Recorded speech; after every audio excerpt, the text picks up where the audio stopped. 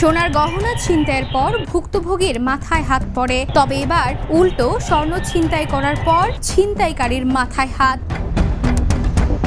ফরিদপুরে ঘটেছে এক অভিনব ছিনতাইয়ের ঘটনা। পিস্তল ঠেকিয়ে এক গৃহবধূর কানের দুল ছিনিয়ে নেয় দুই দুর্বৃত্ত। তবে ছিনতাইয়ের পরই তাদের মাথায় হাত, কারণ স্বর্ণ ভেবে নেয়া দুল দুটি আসলে ছিল ইমিটেশনের। মঙ্গলবার ভোরে পৌরসভার ১ নম্বর ওয়ার্ডের উত্তর শোভারামপুর এলাকায় এই ঘটনা ঘটে। সিসিটিভি ফুটেজে দেখা যায় মাত্র ১.৫ মিনিটের মধ্যে মোটরসাইকেল আরোহী দুই যুবক গৃহবধূর কানে থাকা দুল ছিনিয়ে পালিয়ে যায়।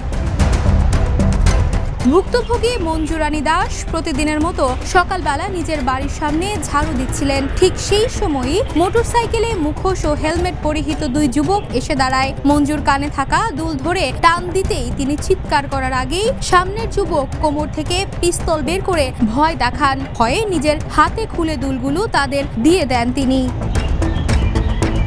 গৃহবধূর স্বামী বিশু দাস জানান, ঘটনার সময় আমি ঘুমাচ্ছিলাম। পরে দোকানের সিসি ক্যামেরায় দেখি পুরো ঘটনাটা। পেছনের জন দুল ছিনিয়ে নেয় আর সামনের জন পিস্তল তাক করে ভয় দেখায়। তিনি আরো জানান, গত ৩ দিনে অম্বিকাপুর বদিয়াপাড়া ও ফুলতলায় একই কায়দায় আরো দুটি ছিনতাইয়ের ঘটনা ঘটেছে। ফরিদপুর কোতোয়ালি থানার ওসি মোহাম্মদ আসাদুজ্জামান জানান, ঘটনাটি আমরা গুরুত্বের সঙ্গে তদন্ত করছি। ছিনতাইকারীদের শনাক্ত সিসিটিভি ফুটেজ বিশ্লেষণ চলছে। আশা করছি দ্রুতই তাদের আটক করা যাবে।